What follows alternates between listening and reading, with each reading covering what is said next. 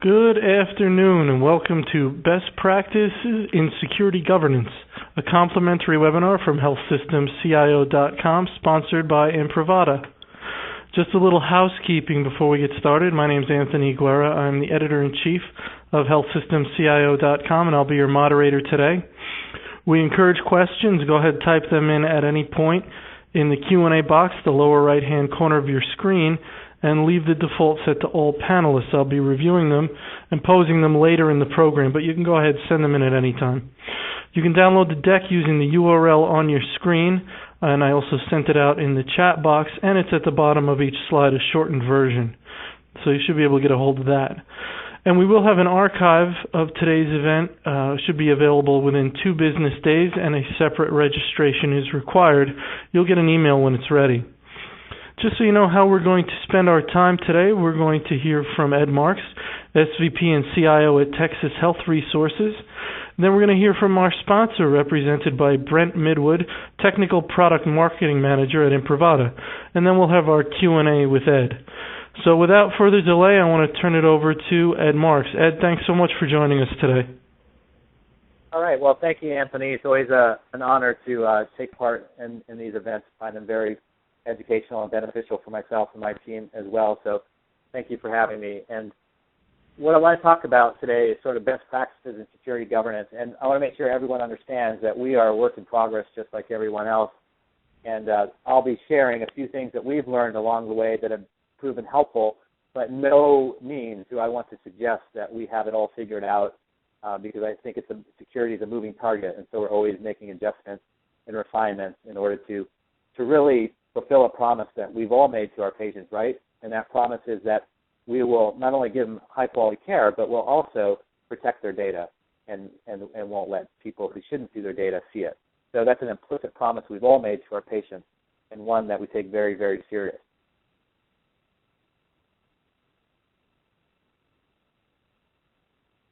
So as we move into that, I want to tell you a little bit about myself really quick. You can read about it someplace else, but I'm really 4 things.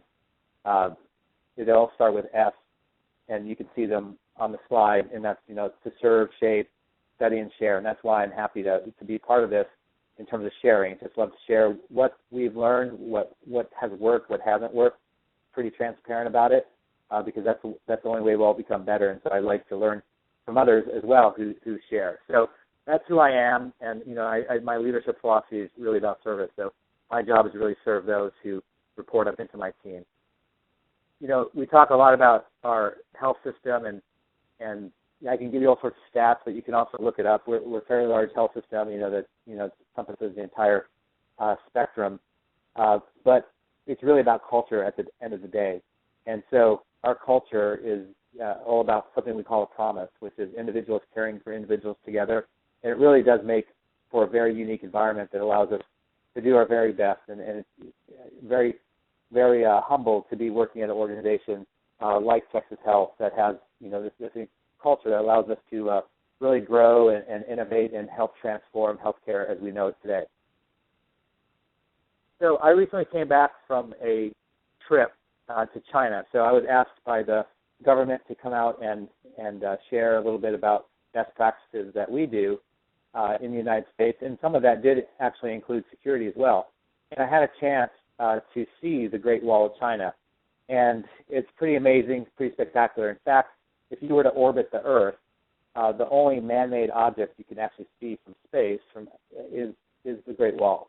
And the Great Wall was built, hundreds and hundreds of years ago, and it was really as a defense mechanism. And so China was routinely raided by the Mongolians, so they thought, the answer is to build this wall. So they built this amazing architecture, what it took to build this, so long ago. But it's over 1,500 miles long, so it's longer than the Mongolians could really travel to invade the country.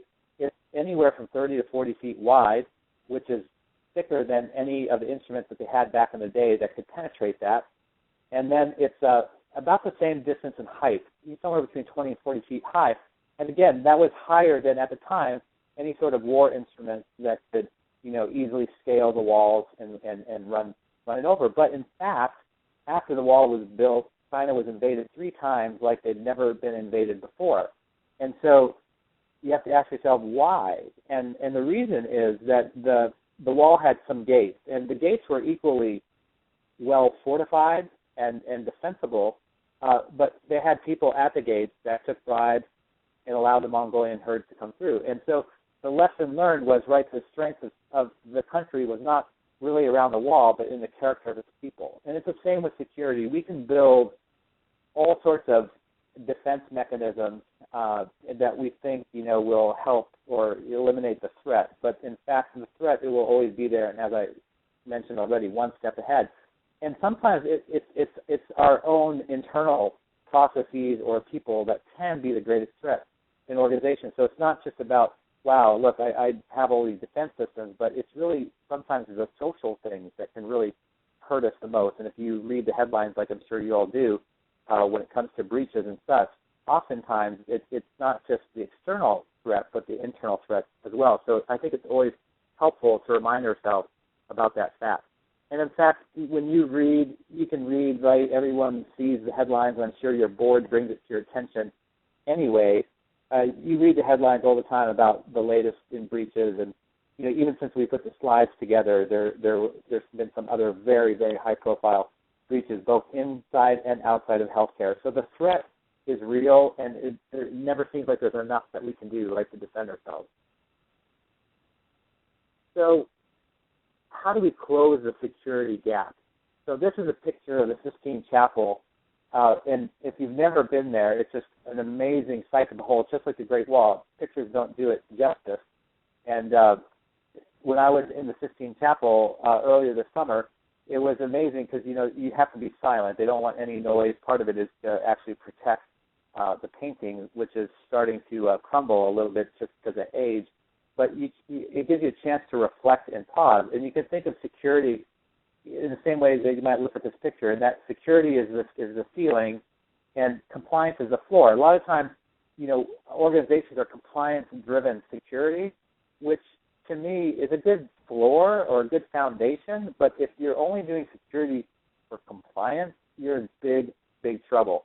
And so it's really a combination of security as we best know it in terms of the best practices and things of that nature, and compliance. It's really leadership that's like the wall that connects the two together.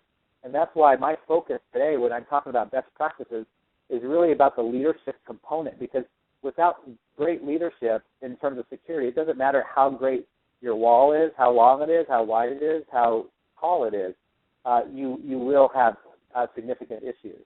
And so it's the same with compliance. It doesn't matter how strong compliance or how many audits you do, it still requires leadership. And so I'm going to share with you sort of the things that we are doing in terms of the 5 keys, if you will, to security excellence. And so we're going to jump right in there right now. So the first one is making sure that chief security and compliance officers have the authority required to do their job.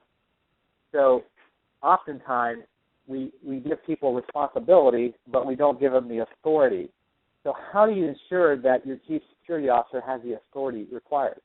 So one way, and again, I'm sharing best practices that have worked for us. You may have better ideas or things that work better in your particular culture. But one thing we did to elevate the role is we created an Information Security Governance Council. And that council has become very, very important. But the other thing that we did is made sure that the chief security officer wasn't just an IT thing. So in our case, we also have the chief security officer reporting to our compliance officer, which in our organization is a pretty significant role. And so we did these 2 things to really elevate that role. Now with the governance council, I just want to make sure that I'm not jumping ahead. Let me just adjust my notes here. I'm going to come back to the governance council. So I think by having the chief security officer report outside of IT increases the power of that role. So that's very critical. But there's one other thing that I want to tell you that we did that really helped to brand and position the chief security officer the way that it really needs to be seen in the organization. So a while ago, I don't know that, in like other organizations, that security was top of mind. of course, we all understood, everyone understood the importance, and we practiced good security, but was it really where it needed to be in terms of that elevation? And so what we did is we started a meeting one time with our executives where we handed them an envelope with their name on it. And inside was their password and the time that it took for us to crack their password. And I don't remember the exact statistics, but I believe all of them were sub 1 second. And the point of doing that was really sort of a wake-up call to say, look, this is really important. If we can do this in sub 1 second, that means that anyone else, especially those who specialize in trying to crack passwords and get in, can do it even faster. And we really need to elevate our entire game, and that's why we have this chief security officer. That's why they report to not just IT, but outside of IT.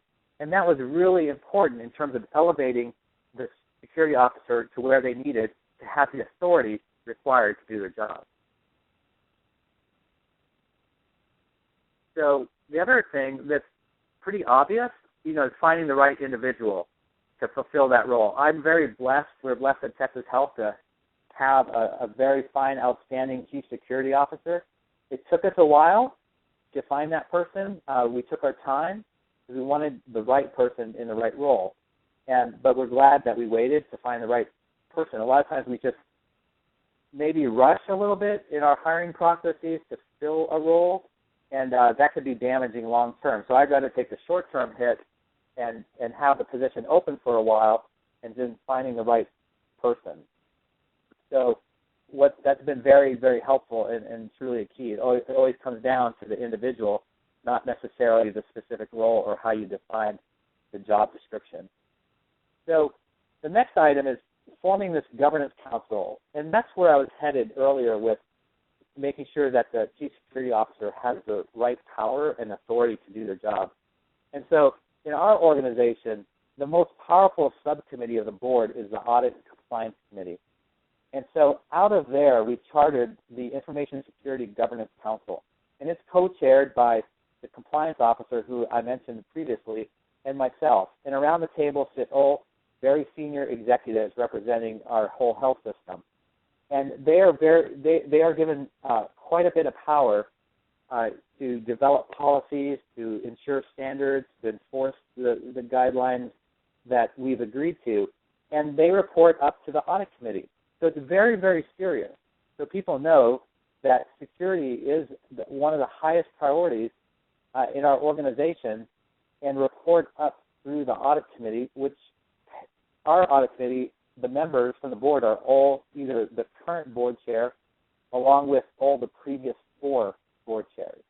So a very powerful committee, and they give the authority to the governance council, which the leader of which is actually the chief security officer.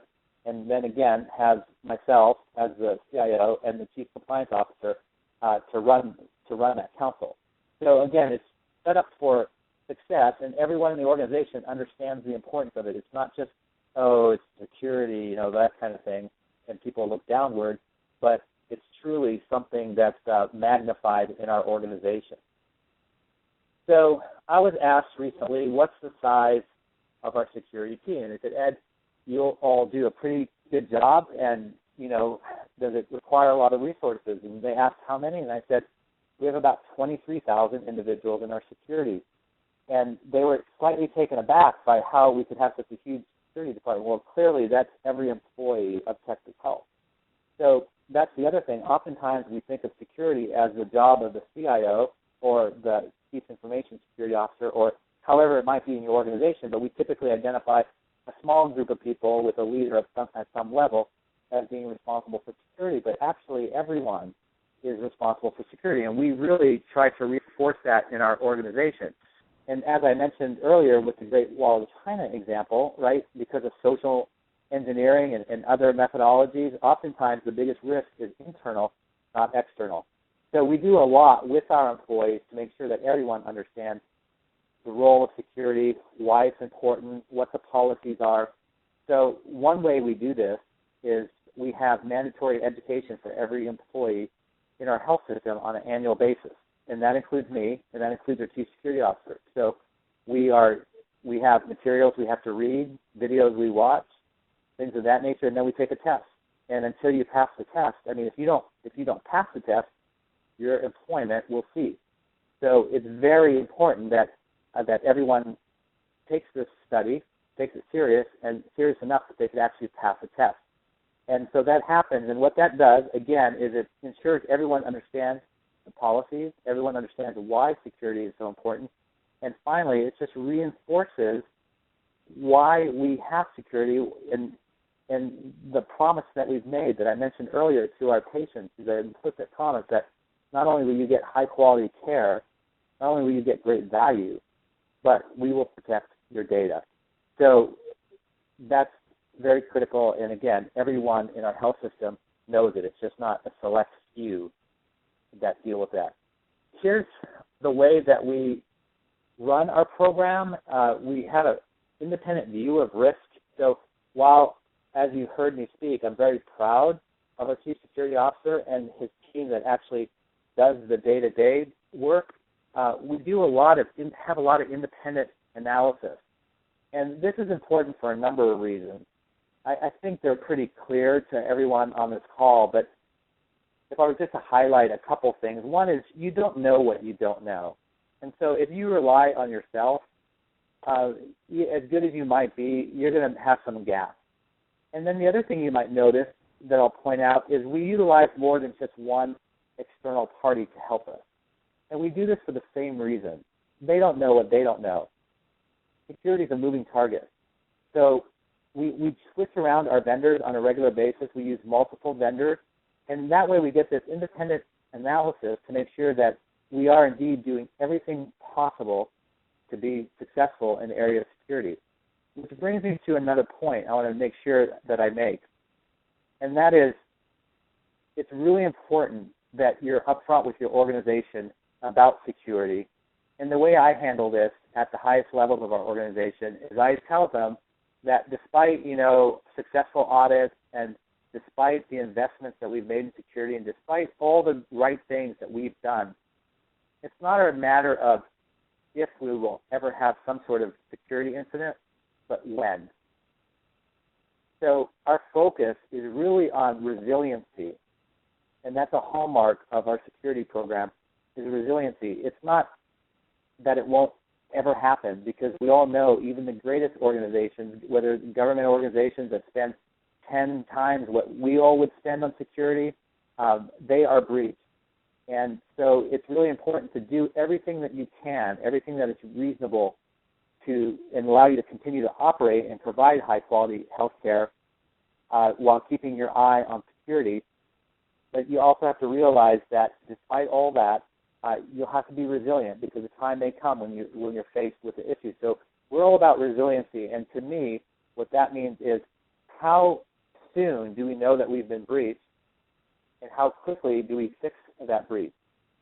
So that's the whole concept of resiliency. Now, I thought what I just shared with you was pretty radical. And in fact, I was a little bit proud of the fact that I'm able to say that. And I was taken aback a little bit recently. I was with some colleagues, and I won't mention the health system, but they were my peers in some of the biggest health systems in the country. And there was like 5 or 6 of us, and we were sitting around the table one day and just chatting. And I was saying, when it comes to security, I just, right up front, I just say it's not a matter of if, but when, but, we're all about resiliency. And they said, what they said to their board is that they couldn't tell the board if they had a security issue today or not. And I thought that was pretty bold, but it was honest. And that's what I really appreciate, because oftentimes the organizations that you read about, they've had a breach, and they didn't really know about it for months. And so that's why our focus is really on resiliency. So when it does happen, how quickly can you detect it, and how quickly do you close that gap? And so I understand from some people's perspective what I'm saying might sound heretical or incompetent, but just read and study the topic, and you'll see that despite all the investments and despite the greatest plans ever for security or building a great wall, breaches happen. And so it's, again, really important that you have the ability to respond quickly and fix the gaps. So we manage our risk and create a structure to communicate it. And you can see from the graph here how we organize, if you will, and we do a lot of different things with our technology risk register. Anyone can have access to that register and add to it. So we add to it in a variety of different ways, as you can see there, and including our audits, but also we encourage our employees to report anything that they think might be a risk, and then we risk stratify and we go through that, and then we report up on it to the Information Security Governance Council. So we do a lot to ensure that everyone, as I mentioned earlier, everyone in our health system is part of security. So they need the ability to be able to report up, and we will respond. But it's great that we have a single place where everything goes so that we can manage it. Because if you can't identify it, you can't manage it. So risk can be found everywhere. And so if you were to chase down every single risk, and that's what I was talking about, risk stratification, you would never be done. And in fact, you may be chasing after some things that are really a waste of time because the probability of risk happening is so minuscule. So you really need to have the ability to sort of bifurcate your risk and really understand what's important and what isn't. And so you probably do this risk sort of stratification when it comes to population health as well. And so this is the picture you see there is of a Greek god who was punished, and his punishment was to roll this rock up this steep incline, and once he got to the top, the rock went back down and he had to start all over again. And that's what it can be like when you just face your weaknesses. So it's really important to risk stratify, move on, and really work on the things that are most important. I mean, that's just a basic life lesson, but when it comes to security, for some reason, oftentimes we forget that. And so that's one of our lessons learned, that we had to learn the hard way. It's like, you know what, let's focus on the really top risks, not take our eye off the ball by any stretch, but when you have limited resources and you're building a resilient program, you really need to be able to do the risk stratification. Now, many of the breaches that happen and many of the risks that we identify can be addressed through basic blocking and tackling. So it's really important that the basics get done as well. Oftentimes we're looking at the latest tool, the latest risk register, the latest hardware, and we sort of, lose sight of just the basics. And we all do it. I do it regularly. And so it's really important that you take the time out and make sure that someone is really challenging you and challenging, the security program and saying, okay, are we doing the basics? Okay, it's great that we have some advanced technologies now or advanced capabilities, but are we doing the basics? Because it's the basics, right, that normally trip us up in life and in various projects. It's rarely anything that's highly unusual, but it's really for the basics. So we remind ourselves of that all the time. Finally, I think my final point is that the CIO's got to take the lead, because people can argue with me that it shouldn't be the CIO's job, that it should be outside of IT, and all those concerns or constructs are valid in and of themselves. But at the end of the day, when there's a breach, I guarantee you that the first person that gets called, whether the chief security officer reports inside or outside IT, is going to be the CIO. And it's best to take control of destiny than allow things to happen to you. So I eagerly embrace my role and what part I have with security in my organization, because I'd rather be part of, one, the solution, and part of the building and planning and thinking about strategies for resiliency than have it happen in our organization, something bad happen, and then the CIO being called in second, at the second level, not directly involved, and ultimately perhaps taking the responsibility for what has happened.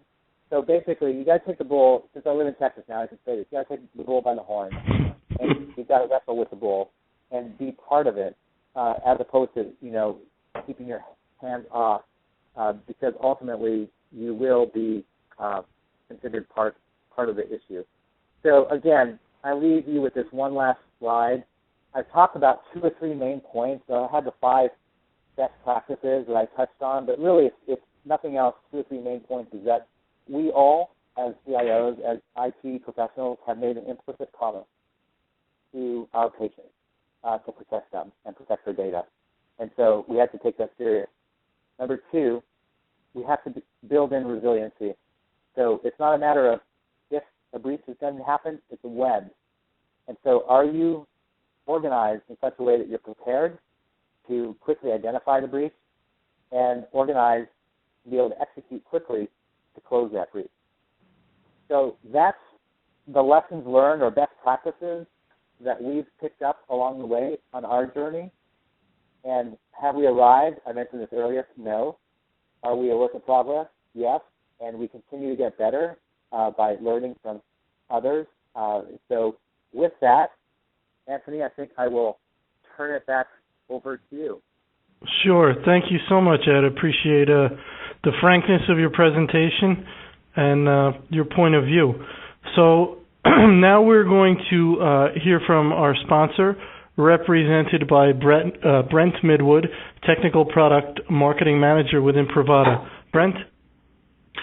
Thanks, Anthony. I guess I'll start out with just a little bit of background on Imprivata and then just talk for a few minutes about some of our solutions and how you can apply those solutions to some of the issues that Ed was talking about. So Imprivata, we're the industry-recognized leader in IT security solutions for the healthcare vertical. We've been around for about 10 years, and we focus exclusively in the healthcare space. We do it day in, day out, and we really understand the unique clinical and information security challenges that are present inside the healthcare industry.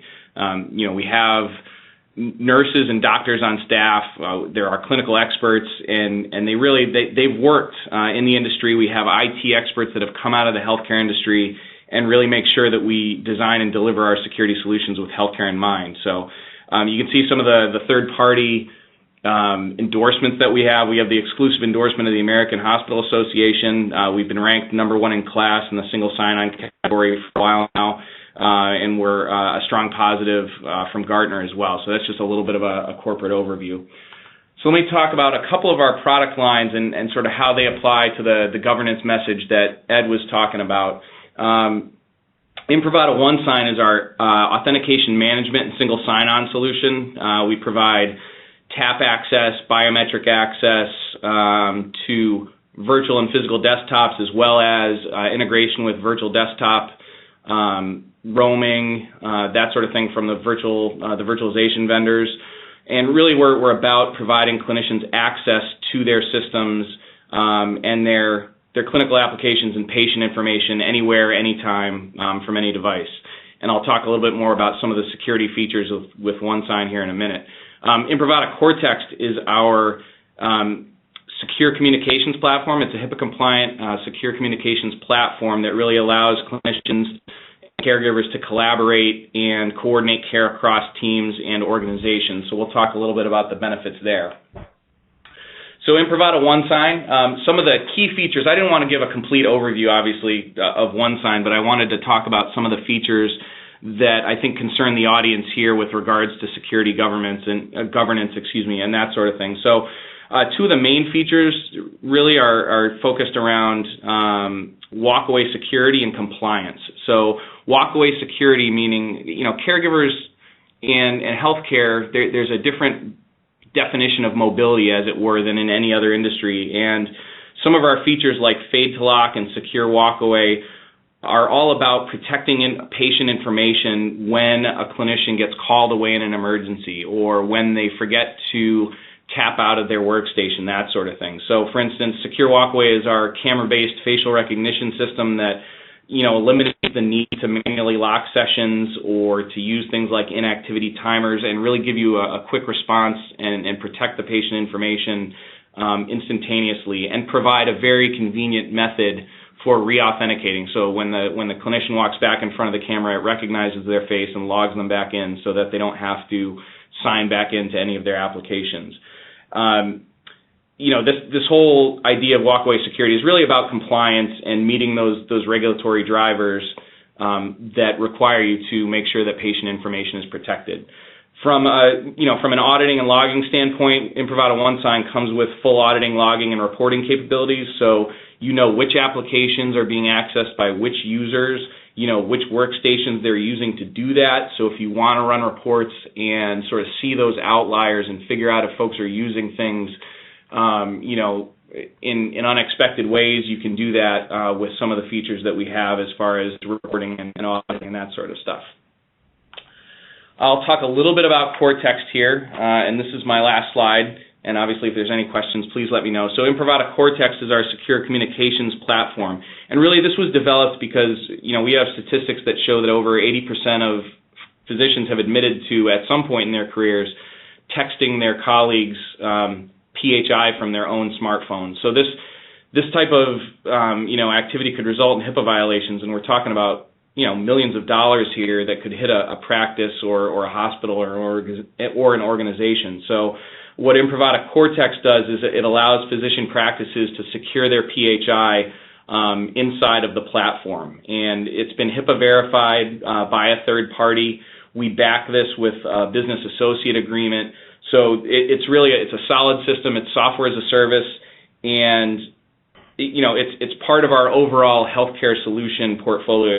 So we're a trusted security partner here, with our customers, and we bring over 10 years of experience working with over 1,000 organizations in the United States and across the world. So hopefully that gives you just a general idea of some of the security features across Imprivata product lines and how you can use those in your organizations. If you have any other questions, you can feel free to use the contact information in this presentation to get a hold of us, and we can certainly figure out how to better apply some of these solutions to your organization's problems. So with that, I will toss it back to Anthony, and I think we're up for some questions. Very good. Thank you so much, Brent. Appreciate your participation and Imprivata's support. Okay, so now we're ready for our Q&A with Ed. As I mentioned, go ahead and type them into the Q&A box. Leave the default set to all panelists, and we will take a look at them. Ed, first question that's come in, can you discuss how you deal with the physicians associated with THR? Do you require two-factor authentication for access? Yeah, we are working on that. So yes, we do. We're rolling that out currently. We're fortunate in that we have a physician leadership council, and these are as the name implies, a lot of the leaders for our healthcare system, physician leaders, and they help establish policy, and that all rolls up to that IS Governance Council, or not Information Security Governance Council, and so the policies do get rather quickly adopted because the physicians are part of it from the get-go. So, yeah, we're rolling that out now. Very good. This question, I'm not sure if it's too far in the weeds for you, but the question is, bash shell shock is a vulnerability that has been in the news lately. Do you use an incident response plan to address it? Yeah, we do. It was funny because I saw the question, so I was linking to my chief security officer. But we do. In fact, I was really proud of our team because I heard back from a couple of vendors. They said we were the first organization to contact them about this as it came out. So I felt good about our defenses on this one, that we discovered it within hours of that coming out. And as I said, we had validation from our vendors and it's not just from healthcare, but from all their clients across industries. So I felt good, again, about our ability to detect and protect. So, yeah, we do have formalized incident response, and that's how we addressed it. Ed, one of the classic struggles in security is between usability and security, right? And that's what Brent talked a little bit about from Imprivata, about some of the tools that make things easier. Talk a little bit about your thoughts around that issue, making things too difficult for clinicians, or, you require too many password resets, the passwords have to be too complicated. That's just a small example of the kind of struggle in the search for balance. But your thoughts around that issue? Yeah, this is the way I handle this, because, it does come up on a regular basis. So let me tell you one scenario that happened not too long ago. And we were very adamant as an organization that monitors that have no activity after, I may get the time off a little bit, but 15 minutes, time out, and they go to a blank screen, and then eventually you have to, re-log in. And so I was getting complaints from surgeons, right, because, our monitors are all over the OR, and, what is it like? What would it be like? Would you want your spouse or child or parent on the table and the neurosurgeon, deep inside the body and following along on the monitors, and suddenly the monitor goes blank? So what I did is I had all the people involved suit up, and with the surgeon's permission and, of course, the patient, we papered everything appropriately. They went in and watched the surgery, and they came out, and we changed the policy. So I always find it best if, because, otherwise it's so theoretical and people don't really understand the implications. So when there is an issue, I try to bring the two together so that we can observe, those who are making policy can observe what the impact is to workflow and to patient safety and quality care, all those things that we all hold dear and true to our hearts, and that usually solves it. So they usually figure something out. And it can be the opposite way as well. Physicians are like, why can't I text? Why can't I text images and things of that nature? So we walk them through scenarios, provide education for them, and then they're more apt to help us develop a solution to that particular problem. So that's the way I typically handle it. Great, excellent. You spoke about the importance of finding the right Chief Information Security Officer. For those health systems that are large enough to have one and warrant one and afford one, can you give us any more detail on the criteria or the type of person, or help some of your colleagues? Who are they looking for? What's this person like? Well, this is Ed Marx's opinion, which can be oftentimes radically different than the norm. So I wasn't necessarily looking for someone who had been a chief security officer before, had chief security officer credentials in terms of, education or what those sort of things. I was looking for someone certainly who already understood security, because I didn't want to start at ground zero. But it's really about leadership and talent as opposed to skill, right? Skill you can learn and you can get your certificate, but talent is much more difficult to learn. And so for me, it really came down to a single question. And I recall asking our Chief Information Security Officer, or Chief Security Officer, I asked him, I said, tell me about a time that you had to show managerial courage, basically say no or, make those sorts of decisions. And I'm not going to give you the person's answer, but he came from the military. And he stood down, someone who was way above him in rank, way above him. And I just don't want to go into the story because I didn't ask parents for me to share that story with you all. But the point is that in this role, you have to be tough. You have to make very difficult decisions. And you cannot be influenced by the CIO. You cannot be influenced by, even the CEO.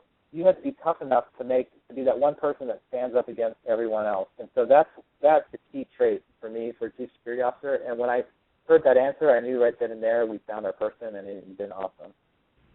Oh, great answer. Good information. Good advice.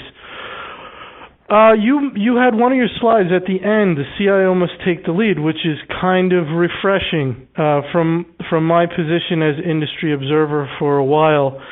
I've always been kind of bothered, but what I see is maybe the best way to describe it would be a nibbling away of the CIO's purview, and it's almost, a lot of times it's with the support of the CIO. So, for example, you have CMIOs, and all of a sudden the CIO is not responsible for dealing with the physician staff anymore, and you have a CTO, and all of a sudden there's other things that are taken off their plate, and you have a Chief Information Security Officer, so all of a sudden they're not responsible for security. So it's, the way, one perspective of observing things is, well, what's going to be left? And what happens to the role? But it sounds like you've got a different perspective, which is, no, they need to retain these things. They can have these other positions, but these folks need to be under the purview of the CIO. But I'd just like your thoughts around my comments, and then your thoughts again on the CIO taking the lead. Yeah, I think we've, by and large, abdicated our authority in many different areas as CIOs and have rather become somewhat impotent. And right now, we need to do the opposite. What's really needed is really strong and courageous leadership from the CIOs to really lead, because we hold this very unique point of view and line of sight in our organizations. I mean, IT touches everything. There's not any other, and maybe there is, but none that jumps to mind, any other part of the organization that really touches every little nook and cranny like IT does, right? Especially as we continue in the digital age. And so, who's better, positioned to help, lead transformation collaboratively with others in the organization? And if we let go of certain things that you're going to get blamed for anyway, like I was joking about earlier with security, it's like you're just advocating, your authority, and rather you should embrace it and run with it. And again, I'm not talking about, because those who know me know that I'm not talking about a dictatorial approach or trying to grab everything you can and try to increase your power base. No, I'm not talking about that at all. But what I am talking about is things that really make sense. You really need to grab hold of them assertively and lead. You can't be passive. Too often we become passive-aggressive. And I don't have it all figured out. And again, I deal with some of these demons myself and haven't, I'm a work in progress. But that's certainly my intent. It's like, you know what? I've got part of security. I did make the decision to share that role because I didn't want it just reporting to one place, because then you could become very siloed, and I wanted to give more power to the chief security officer. So what I did is maybe the best of both worlds in some ways, by giving part of it away, but not giving it all away, and still taking responsibility for security in our organization. Very good. I think as a final question, we can touch on this almost trite expression of, what keeps you up at night, and it's just always applied to security in a breach. But when I emailed you about this event, it was to do this event and suggested it was in response to one of your columns, one of your pieces, which talked about, we need to get beyond that. We need to not operate from a position of fear. And you telling your board and C-suite, it's not if, but when, is kind of liberating in the sense that it lets you get away from trying to be 100% foolproof and move beyond that to the mitigation. So if you just in your final comments want to touch on that, it seems like it could take a lot of anxiety off of CIOs who are trying to hold themselves to an impossible standard. And I absolutely meant that. We can't live in fear, and that's what will keep you up at night, is if you have this fear. And so it was liberating to say, we're not going to build, no one can build this thing that's foolproof. Unfortunately, security is a moving target, but what it does require you to do is to make sure you got all the blocking and tackling squared away. And I talked about that, because you can't say, it's going to happen someday and I'm just going to kick back. No. Right. You'll be held. Your feet will be held to the fire either way. And when it's held to the fire, you better be able to say, look, these are the 10 things, or whatever the magical number that any strong security program does. We did all 10. Not only did we do all 10, but we did 11, 12, 13, and 14, and 18. And that is amongst the best of anyone could do. And despite all that, something happened. And I think most reasonable people, especially that read the news and understand, what's going on, would say, yes, that was very reasonable, best practice, and darn it happened. But good news is you guys caught it quick, and we closed it quick. So that's why I can sleep at night. Well, that's perfect spot to end. Excellent presentation, excellent Q&A. I want to thank you, Ed, for joining us very much and supporting us by participating. I want to thank Brent and Imprivata for supporting the event, making it possible. As I mentioned, you'll receive an email when our archive recording is ready within 2 business days, and a separate registration is required. For those with the Chime CIO certification, don't forget to tell Chime that you've attended. It's worth 1 CEU, and if you've asked us to, we'll do that. Questions, comments, email me, and go to our site to view our upcoming events and our archive of the last 12 months. So again, I want to thank everybody, and have a wonderful day.